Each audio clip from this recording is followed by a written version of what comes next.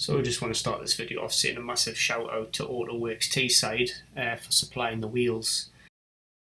And a huge shout out to JS AutoWorks and Jarrow, Jamie and the lads for fitting the tyres and balancing the wheels for us.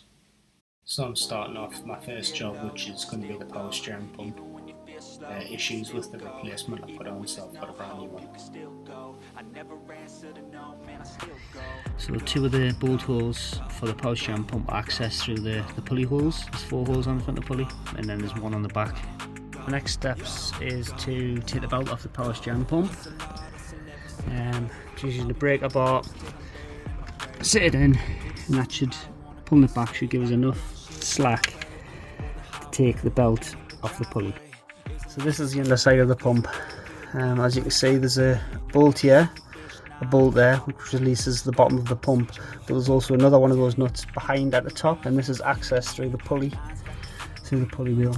Well, first things first, I need to get the fluid out of here, which I'm going to use an electric pump to suck as much out as I can.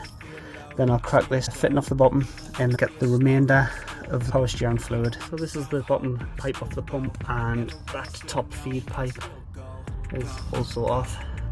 So now it's time to take this bolt off, the bolt off on this side of the pulley, and then the bolt on the top on that side of the pulley, and we should be able to release the pump.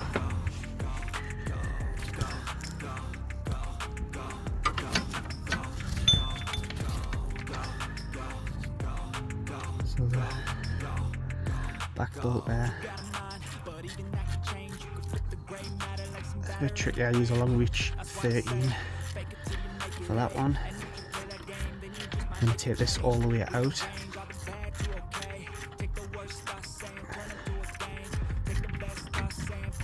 And I'll leave the back one in until we've got the top one out.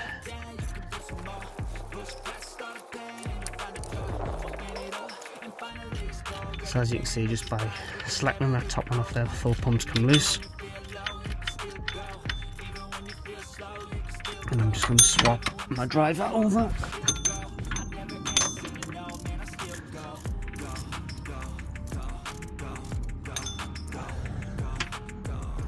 Come on.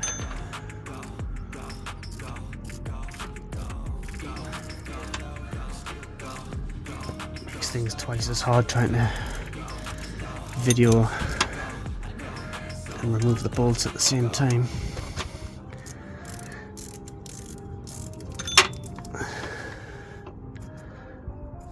But we're doing it so you can see what the crack is. I'm going to try and slack this top one off. So the obvious difference between the two pumps is this part came from the manufacturer already cut off. This part actually has a lip on. Now this catches the engine, so we need to cut this off. So we get the grind out, we get it cut off. I've now removed the lug off the side here. Obviously I haven't taken it as flat as that because I don't want to start damaging the seal that's in there. And we'll get that back in and get it fitted. For some reason I couldn't get the pulley past, so I've removed the heat shield off the power steering just so I can get this pump past, and then we'll get that back on after.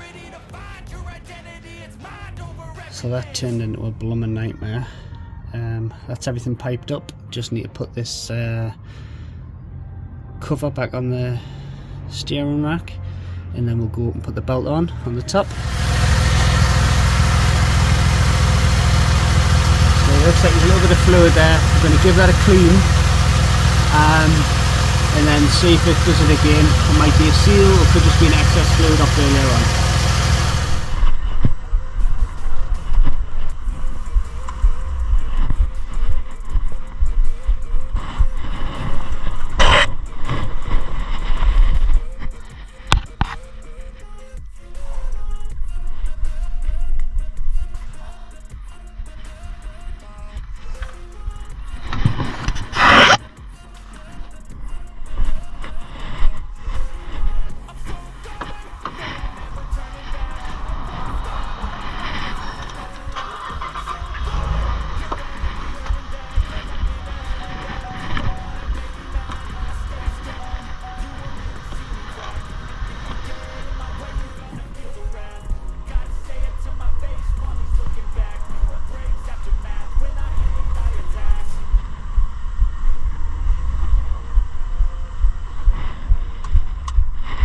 So it's time to take the old shocker off and put the new shocker on.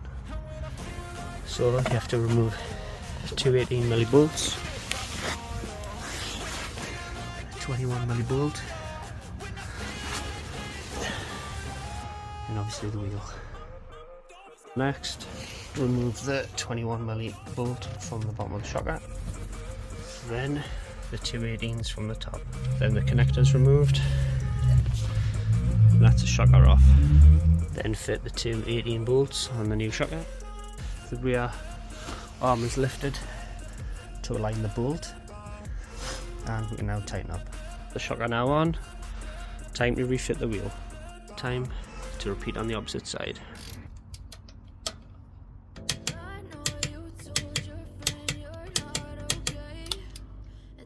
What's wrong and why you never said you felt that way? Guess you're trying to stay strong and fake a smile until I look away. But I've known you too long, it hurts to watch your blue eyes fade. So now it's time to remove the front wheels and swap the front shockers. So for this job, 18mm sockets. Drop link is also 18mm, 24mm nut, which we've got ring spanner for, and the T50 Torx in case the nut doesn't come off. Okay, so it was quite tight on here. Even if I take the pinch bolt off, I couldn't drop this bottom arm. So we took the top off, and I've now got cut down chisel just tapped into the back, which gives us enough relief to take this out. So these front shockers came with springs already attached, so what I'm going to do is put it in press, take the old one off and put the H&R one on. I'm having to build the shocker and the spring up on the car. I haven't got the height between here, and I don't have the height between there, and it saves us stripping all of this down. So this is the new shocker in place, everything plugged in, everything bolted up, and it's now time to repeat on the opposite side. And this is when I found out things weren't going very well.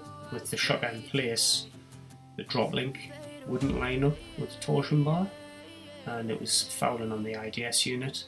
Now looking at the IDS unit side by side to the other one, you can noticeably see that it was on a different angle. So as we measured that up, you can see there was a 5mm difference on the shocker body, so I've contacted the supplier to see what they could do about it. Hopefully it's just a manufacturing issue.